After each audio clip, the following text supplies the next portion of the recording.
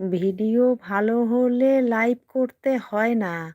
Video ভালো হলে ভিডিওতেই আপনার ওয়াচ টাইম হয়ে যায়। আমাদের তো ভিডিও ভালো না, তাই আমাদের লাইভ করে ওয়াচ টাইমটা পূর্ণ করতে হয়। আর আপনার ভিডিওর কোয়ালিটি তো ভালো, ওই জন্য আপনার লাইভ করার দরকার নেই। আপনি এমনিতেই ওয়াচ টাইম পেয়েছেন। আপনার ভিডিও একটা মিউজিক যদি ১০০ বার করে দেখে তাহলে তো আপনি ওখানেই কত ওয়াচ টাইম পেয়ে যাচ্ছেন।